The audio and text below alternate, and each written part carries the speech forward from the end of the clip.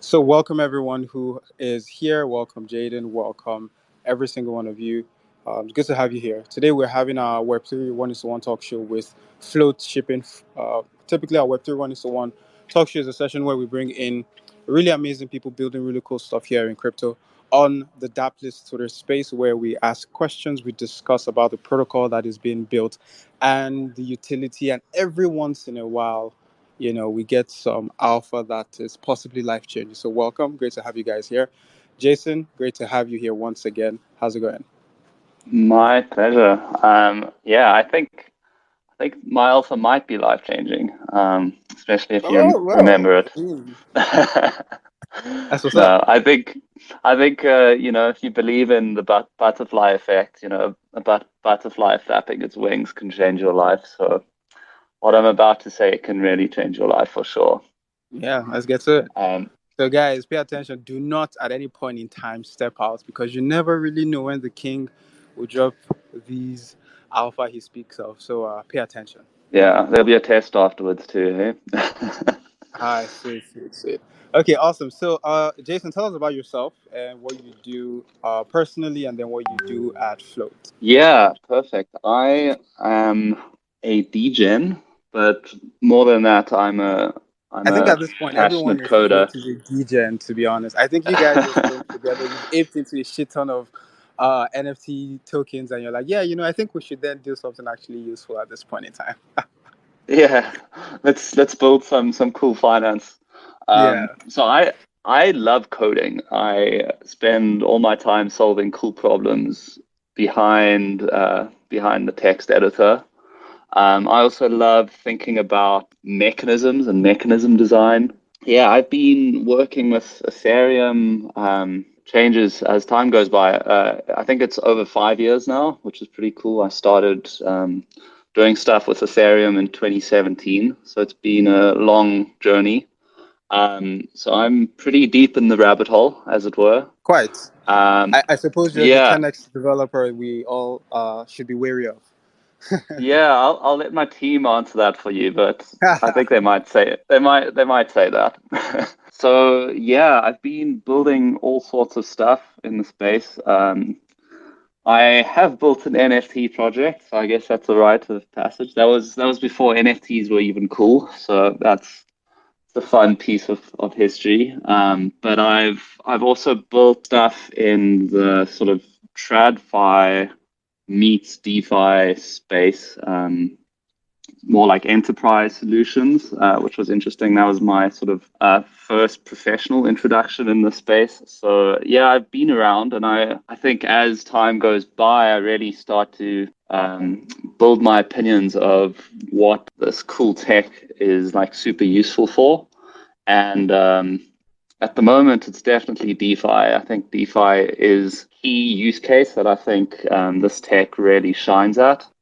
I'm not saying it's the only one, but it's the one that is clear as day and night for me. So that's why I'm putting my focus here because I really want to move the space forward and build really new stuff that no one else has done and think about things that no one else has thought about and solve problems that no one else has solved. That's really what we're doing at Float.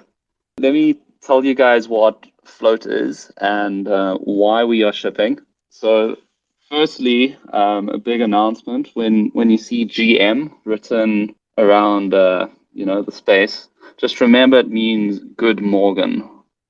And Morgan is the Float mascot. So I just wanted to start with that because that's super important. Wow. Um, but Float is a very cool DeFi protocol. It's evolving to be something new as we sort of get adoption and as we learn what people want. But currently, it's really the safest place to get exposure to different types of derivatives on chain, and very we do it in a very user friendly way. So there are a whole bunch of protocols trying to do the same thing, but basically, I guarantee all of them are more complicated to interact with. So Float is dead simple. It almost feels like you're using Uniswap, but you're actually buying into complicated derivatives product, which is really special. We have a variety of markets. Most of them are crypto related, but you can go long and short on any of the markets. Very cool about our platform is that there's no liquidations, there's no over collateralization, and basically there's no slippage. So there's no like concept of front running, etc. So that's really cool, and I don't think there's anyone else who's approaching the problem quite like we are. Especially, here's some alpha, especially how we sort of evolving the protocol. We've got a big upgrade coming in the next few months. With that upgrade, we're going to be able to offer more leverage tiers. I think that's the main feature of the upgrade. So there's some alpha. You can be risk on or risk off all within the same platform, which is slightly less easy currently. So that's the big one. Want to just check if your mic's working again, Yes. Yinka? Oh my goodness. Wow. I told everyone to pay attention to not miss the alpha, and here I was struggling, and I'm pretty sure I missed a shit ton. But yeah, Oh it's good yeah. to be back. No, there'll be more alpha. Yeah, but I did hear when you say you're going to pretend like you know the questions, and I think at this point we can wrap up this interview because you quite literally answered some of them already. So thank you guys for coming. I'll see you guys next time. No, we can go deeper. We Yeah, can yeah, go of much course, of course. deeper. So yes, awesome. Thank you for that intro. One of the questions that I was going to ask was going to be if you can give us in detail, to some technical level, how float exactly does the no liquidations, no over collateralization, and no front running. We could take them one after the other, and then break them down as simple of a form as you possibly can. Yeah. Okay, let me first just speak about the mechanism without speaking specifically about those properties. How float works is we use two different pools. So the sort of technical term is we are perpetual pools protocol. So there's a pool of liquidity that is long and a pool of liquidity that is short. And you can join the long pool or the short pool by depositing your liquidity in or creating a position. And you get a kind of receipt token back. We're calling those magic internet assets. They're a type of synthetic token. And as the price of the underlying market changes, so let's say the market is, I think one of my favorite fun markets is the flippening. So the flippening is a market where you can trade rate like the ratio of Ethereum's market cap to Bitcoin's market cap. So all the ETH maxis out there, can go long and make some money there. As that changes over time, it causes money to move between those two pools. In all derivative systems, money doesn't just get created out of thin air. Someone has to pay someone else, right? Mm. Um, there's no like money printer, right? So Mm-hmm. all the dollars that are put into the system have to be moved around in such a way that people who long get paid by people who short when the Mm. price goes up, and people who short get paid by the people who long when the price goes down. Mm. And that's really the sort of high level of how our system works. And now onto specific properties. Was that a question maybe before? Yes, so that was a response on a high level of how float works overall, and so we're going specifically into like how are there no liquidations, right? Like how is that possible? What are the mechanisms that aids that or prevents liquidation? Yeah. So what happens in our protocol is when price movements are large, they start to get dampened. So there's a convexity. Convexity is the technical term for it. So the more imbalanced the pools become, the payment becomes between the two pools. So if a market becomes for example, extremely long heavy, so there's a lot of bulls and there's very few bears, then even if the price goes up, the bulls don't make as much profit because the market's so long heavy, right? There aren't enough people going short to make the profit of the longs.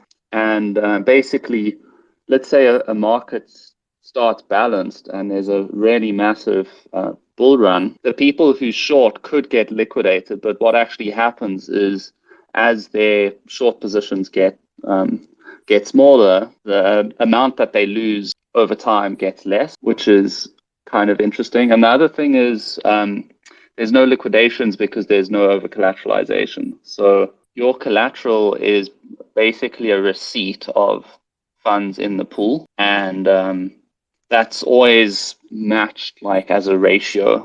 So there's no like threshold at which you lose all of your collateral, which happens with over collateralized platforms. So it's definitely a trade-off. What we trade off for those two properties, no liquidation and no over collateralization, is that our exposure fluctuates. So let's say in our flippening market, it's a 3x leverage market. What it means is that sometimes if the market becomes very imbalanced, let's say there's a lot more bulls than bears, then the bulls won't get full 3x leverage. Their leverage starts to get like dampened, which is pretty interesting. Yeah, I don't know if that answers your question. Yes, it definitely does. It's a good start into what I perceive will be a very intense session. But yes, it does address the problem of how floats attends to liquidation. And so, from a technical standpoint, that covers it and is all encompassing. But before we go any further, I'd like to encourage everyone here. Please feel free to come up and speak up if you have any question. Jason is here. Rest assured, there's quite literally no question you have in DeFi and all of Ethereum that this man cannot give an answer to. So feel free to raise up your hands and come up, and we'll be happy to have you join in on this conversation while we go back and forth and try to understand the technicalities and the problems that Float is actually solving. Yeah, so tell us about how, again, Float handles the no over collateralization. So how it's the fact that the collaterals that are being inserted do not Mm-hmm. exceed or do not slip. Yeah. So um, when you deposit, let's say $100, you get a synthetic position of $100. So that's the Mm. definition of no over collateralization. Whereas Mm-hmm. in other platforms such as, let's say, synthetics, um, you have to put in extra collateral. In fact, even with DAI, if you want to create DAI, to put in collateral worth at least $1.5, um, or at least if you're putting in ETH as collateral. Whereas with float, you actually get your positions perfectly covered. So it's all a bit of a trade-off. So with synthetics, for example, you have to have 6x over collateralization. I think they had some proposal to change that, and I don't know if it went Mm. through to reduce it a little bit, but it's still very high, which means it's very capital inefficient Mm. uh, to get exposure to these different markets.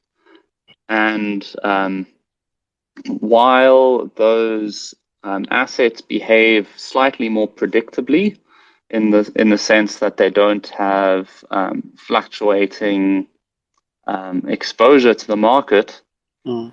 um, they they have risk of liquidation, which is very unpleasant if anyone has sort of traded in derivatives before. Mm. Liquidation can be really painful, and the higher your leverage, the more likely it is that you're going to get liquidated. Later. Yeah, yeah. So look, saying that there's no liquidations on float is definitely not saying that you can't You get can't get wrecked. liquidated, right? Yeah, You can't get liquidated, but you can still get wrecked. Like if right. you go long on a market and all the markets dump, Mm, you're gonna lose money. yeah. Um, but you're not gonna lose sort of everything. So there's like that dampening effect, which I think is very, very helpful for retail users. Mm.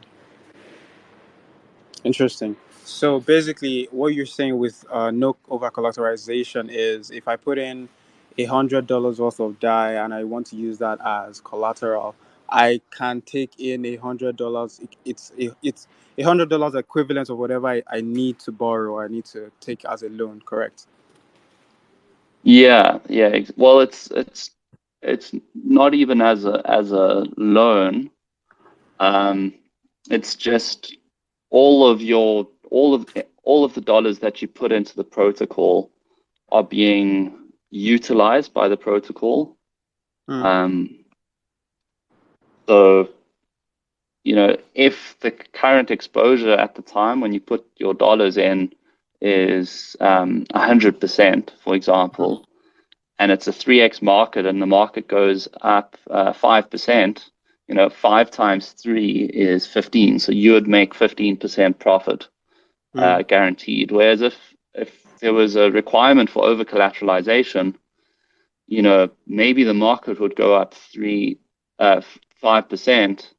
mhm. but you wouldn't pocket a full 5% Uh, of profit. Um, so yeah, it's not magic. It's more a trade-off. mm, But we believe this trade-off is much simpler for retail users, mhm, and it's also a place where you can get like different types of exposure, and sort of see how people are valuing the assets differently. So going back to like the interface. The interface is really just like Uniswap. You put in the mhm, amount of magic internet asset that you want. So mm, that's the token that you get that represents your position in the market, mm, and you press mint. Whereas if you compare that to other platforms, it starts to get quite complicated where um, you have to like try and work out what your collateralization ratio should mhm, be, and you have to like really calculate a lot of things, mm, um, which yeah, can be pretty overwhelming. mm. Oh, okay. That's interesting. Cool. Cool. So essentially, it is not what you see is what you get. Basically, if you put in, you get in 100% of what you send into the protocol, as opposed to someone else taking certain percentage of your profits. Yeah, yeah, yeah. But the sort of I guess risks are shifted in a different way. Um, we choose a different point on the sort of risk reward like matrix, let's say. Cool.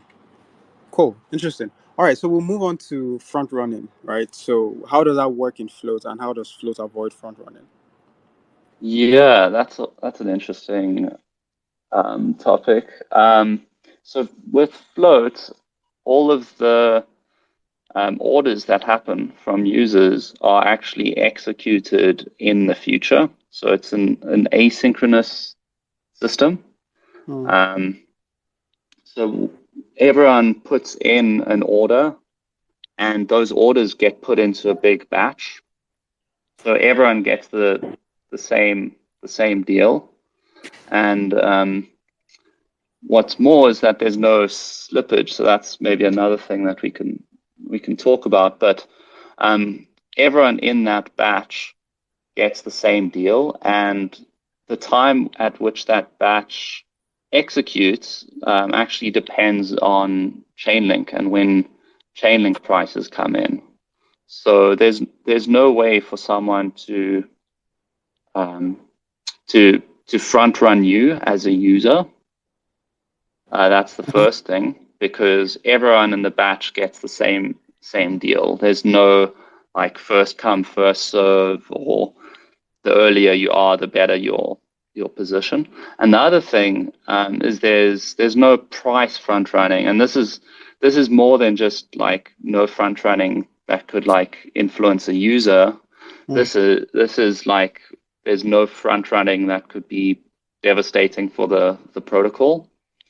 Um, so I can explain um, how our system would be vulnerable to front running if we didn't have this like future price execution.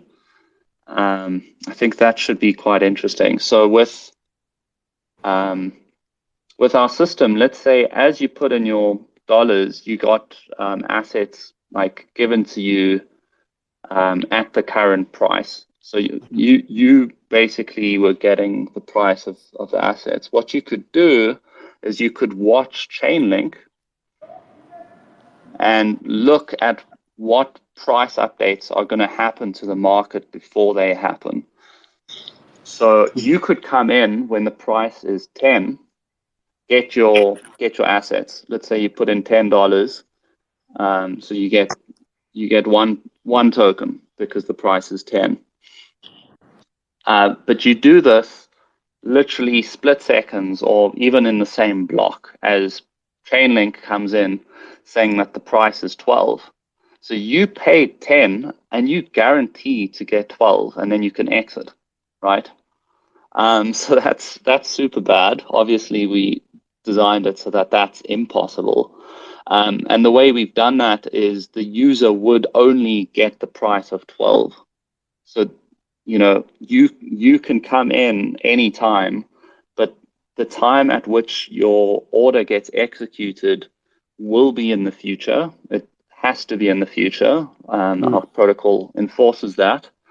And that means you cannot choose or cherry pick what prices or when to enter the market, because you cannot predict the future. And to be honest, if you can predict the future and predict what the price of an asset will be, you'll be super rich even without float. So, Yeah, um, yeah. thankfully, I don't think anyone has worked out how to predict the future. But if you have, please let me know. I'd be interested to learn about that. Yes, please let us know. That is the kind of alpha we need here. Yeah, yeah, yeah. That's the ultimate alpha. Yeah. But all right, okay, awesome, cool. Yeah, yeah. So it does make a lot of sense, and Float's approach to solving this is rather interesting. So here are a couple interesting thoughts that I have, and I'm just curious, how exactly are tokenized derivatives changing how we engage with financial assets in DeFi? Yeah, that's a great question. So, to, um, tokenization, as you know, allows composability, Hmm. and composability is why DeFi is so incredible. You can uh, put different protocols together and click them together as if they like kind of Lego, and build new things and build things in different ways to suit yourself.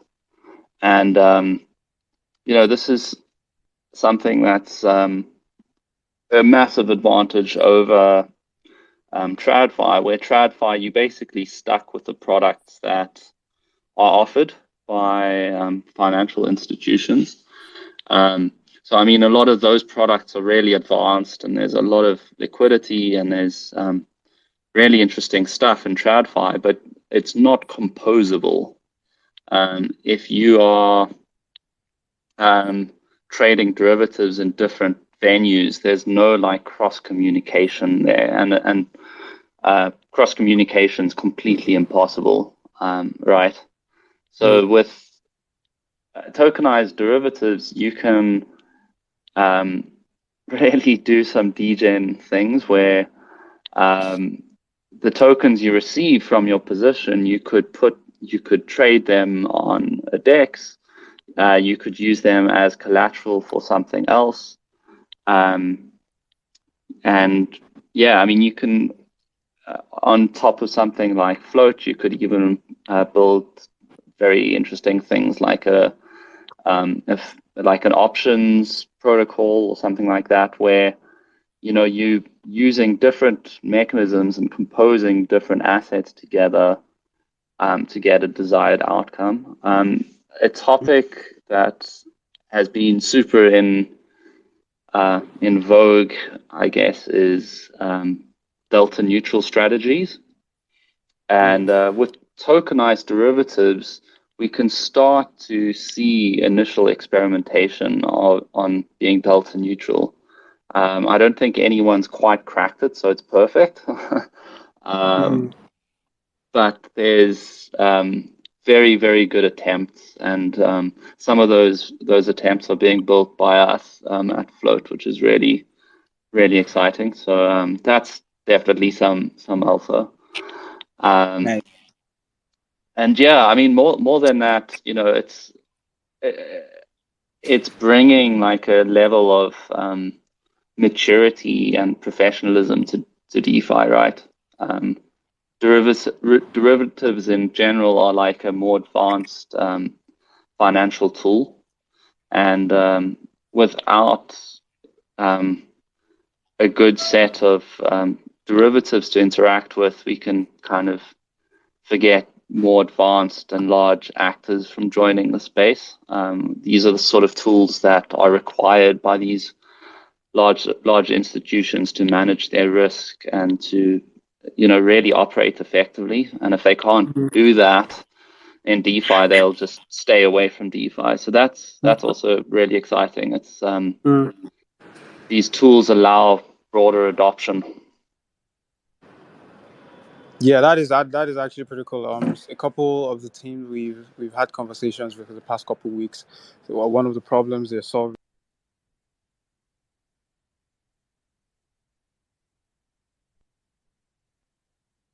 Um, I think you've gone silent again.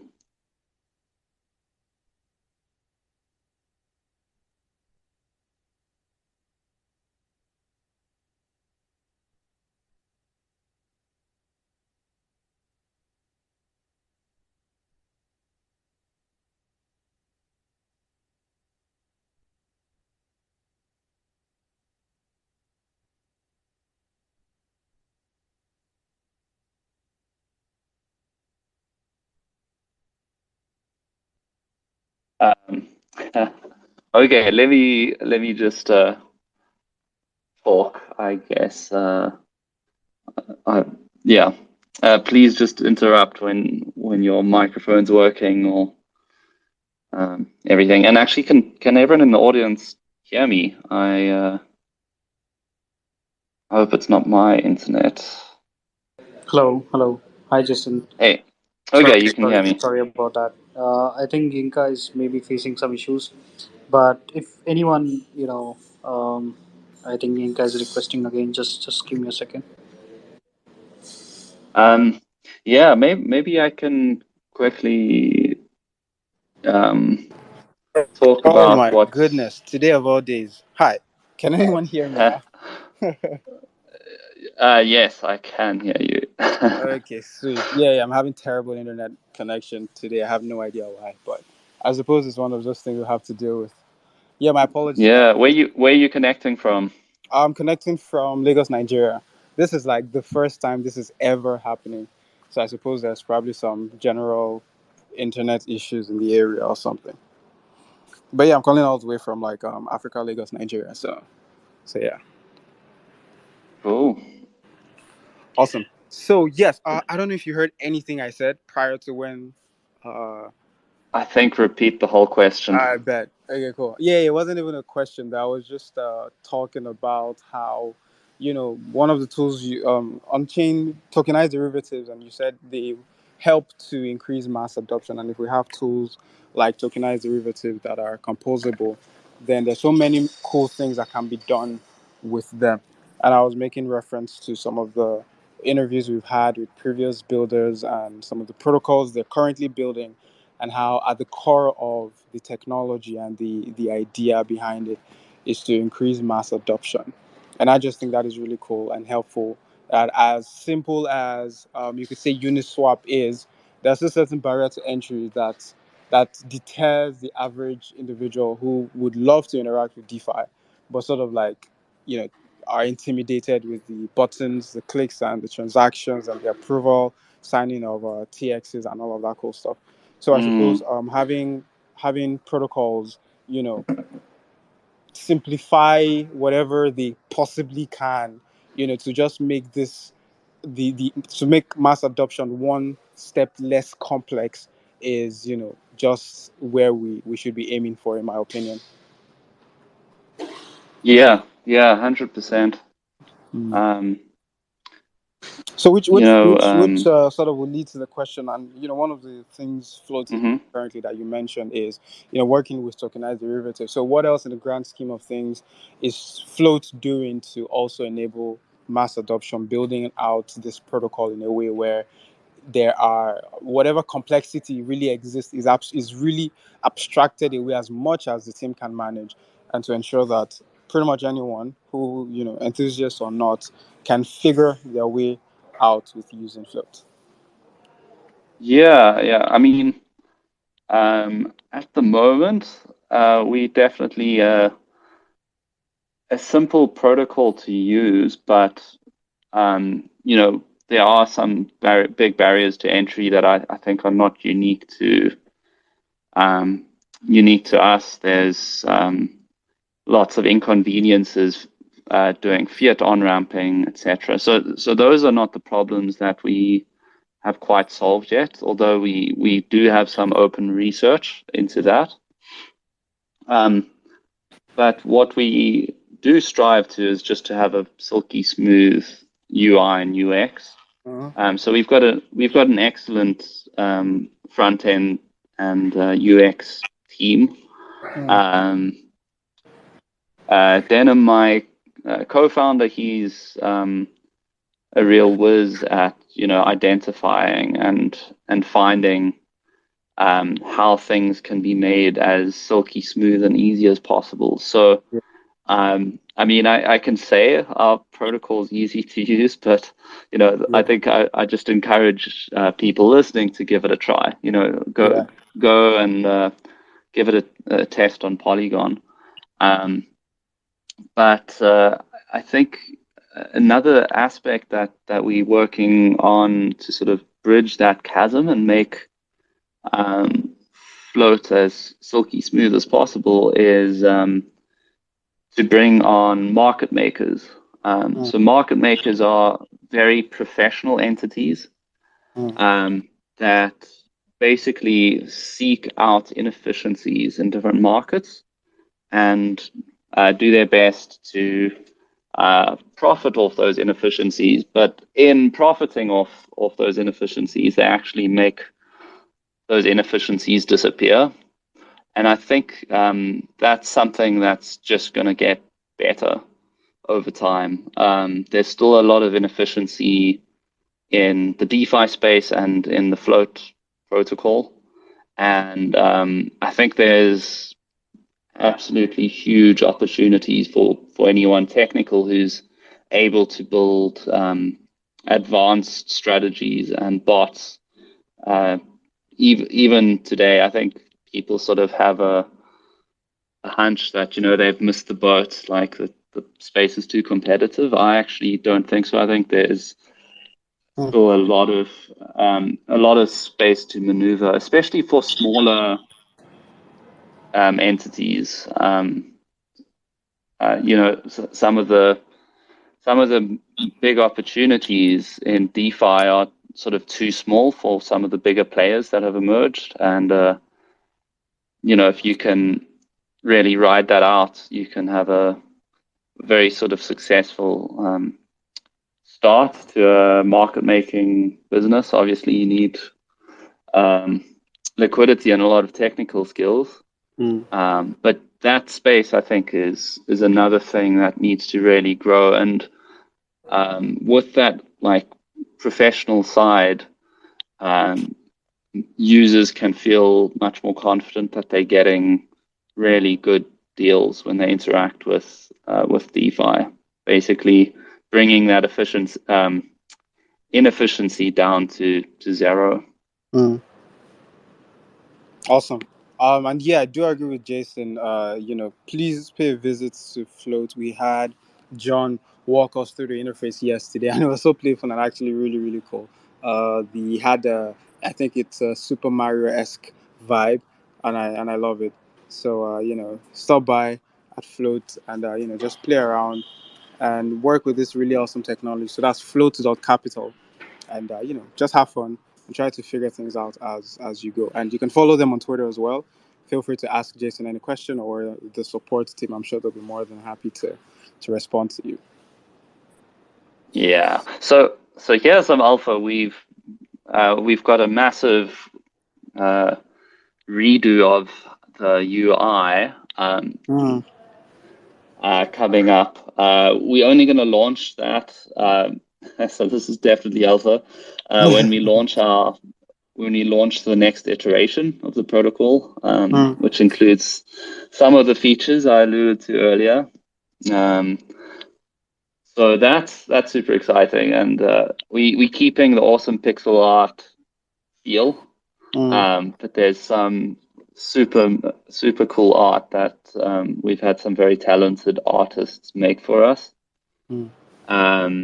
And we also going to be doing more stuff with our little Morgan, which is why, like I said at the beginning, you got to remember that GM stands for Good Morgan. Nice. We'll remember that. Awesome, cool. So you guys, you heard it here first. The Float redesign is coming, and that's what you get when you stop around and you hang out with us here at the That Place. You never really know, and you never really know for sure. Awesome. So, Jason, what are your thoughts? From a handful of indications, so we're just going to pivot a little bit away from the specifics of Float, but into DeFi in general, right? So, what are you, from a handful of indications, it seems we might be heading into a recession if we aren't there already, right?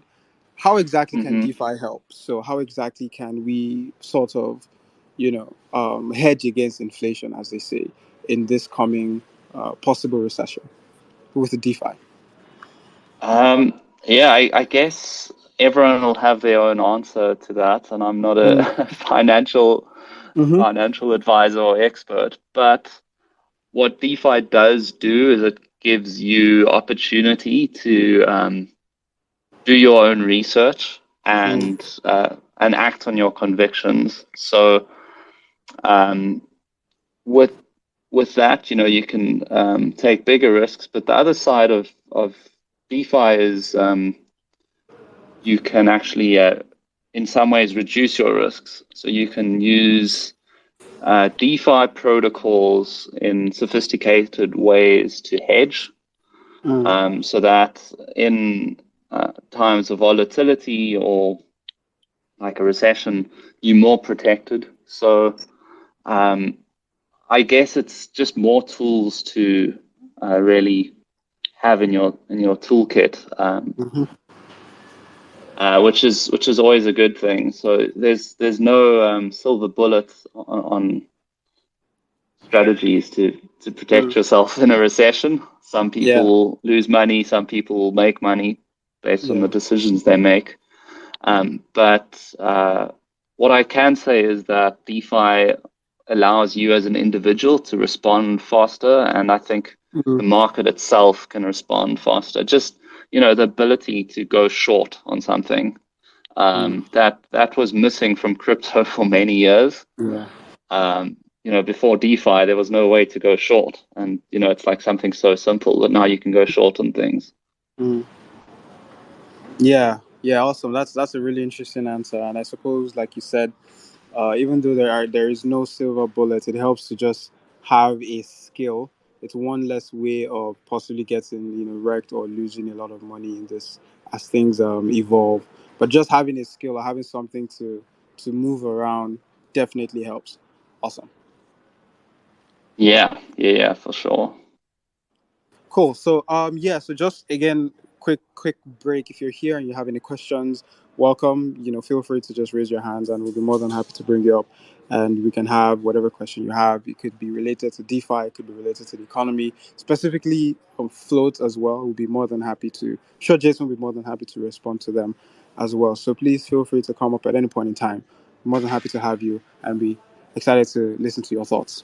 So Jason, why is float an important protocol to exist? Why do you think float is important in the world of DeFi, and why does it matter? Yeah, it's another building block, another way for people to um, manage their funds and to interact with DeFi. I guess this could maybe be a sort of philosophical question. I know, bring it on. Um, and someone in our Discord just complained that I'm in a rabbit hole. So maybe um, maybe this will be a fun one. I'm definitely going deeper, but yeah, I guess you could argue that a lot of DeFi right now is sort of for the rich slash smart slash lucky to get richer and the rest to get poorer. And I think that's partially true. And there's a lot of stuff going on. But what I do believe is that um, a healthy and efficient financial system ultimately brings a lot of prosperity to the world. Efficiency in financial markets is going to, in my opinion, be a very powerful driver for changing the world for the good and helping bring people out of poverty. And I think um, it's maybe sometimes hard to believe that when you see people, going from zero to hero or losing all of their money. It's almost like gambling. But I think it's Yeah. just a phase that we're going through. I think as the ecosystem matures, Mm. this will form like a bedrock of an open financial system. And I think the original goals of crypto to bank the unbanked can still flourish in this sort of frenzy of speculation. So as things mature, I think it'll just become more inclusive and allow people to um, get access to financial powers that they never Mm. were able to before. Mm-hmm. And maybe you living in Nigeria, maybe you can see that more. Yep, Um, 100%. like I think people in America or Europe don't really understand that, like, Yeah. for people in Africa to trade Apple stock or Google stock or Tesla stock or whatever is not simple. And if you are lucky enough to be able to do that, you're paying massive fees to various intermediaries and brokers. The financial system isn't open in the way it should be, and efficient in the way it should be. So yeah, I think that's enough rabbit hole. And the end game for what float will become will unfold. We're still a very young protocol. For now, we just really looking how can we make things more efficient in the DeFi and open finance space. And as they become more efficient, more people can join and use these systems. Cool. Awesome. Yeah, no, a couple of the things you mentioned about, like, some accessibility to financial resources or the financial system. For sure, here there are a handful of problems that decentralization has solved, and being able to go, yeah, so a handful of problems technically, and the ability to purchase stocks from all over the world. That's actually a problem that has sort of been solved a very long time ago from here in Nigeria. But from a decentralized point of view, it does has helped. One of the huge problem that crypto has solved will be like compensation, for example. So that is like converting, being able to accept stable coins for whatever service you provide, as opposed to a foreign currency that you need to go through multiple steps to walk through conversion, the banking system, and so many moving parts. But with cryptocurrency, and you just have receive a stable coin from whichever employer or wherever you get that compensation from, and you're just able to like convert and move on. So it has definitely solved that problem, and we do exist currently in a borderless economy thanks to decentralization mostly, and it is such a beautiful thing to experience, at least in my time. And I am super super super thankful to be a part of this, and it's just been so fun to watch the entire thing evolve. 100%. Awesome, cool. So yeah, this is really a good place to wrap it up. Sort of like as you said, that's enough rabbit hole to go into. But I do have one final question, which is by far my favorite question to ask. Will be, well, what is one question? Maybe this is meta question, but what is one question that you perhaps wish I'd asked, or perhaps one of the most exciting thing about Flow you are more particular about, and maybe I skipped that? How would you answer that? And yeah, so just assuming there is a part of Flow that really does excite you, and you want to talk about that. Yeah, I think maybe something that a lot of listeners are asking. I've explained what float is, how it Mm-hmm. works, been down a few rabbit holes, but they want to know, how they can get involved. Get involved with float, but get involved with the DeFi ecosystem at large, or even the entire blockchain ecosystem. And I really think the best way to to do that is to dive in head first and feel as overwhelmed as you can, Mm-hmm. read as much as you can, participate as much as you can. But I also want to say, be careful and responsible, and Yeah. there there's a lot of risk with Yeah. using new Yeah. financial protocols, and learn your lessons early, learn your lessons soon, because you're gonna keep making mistakes. So that's pretty meta, but also just learn what your talents and your skills are, and work out how that can fit into the space. So first step is dive head first, get that passion. Mm-hmm. Second step is working out how to direct that passion for doing something that you believe in. And if DeFi excites you, if building simpler tools for derivatives excites you, um, please look through our docs.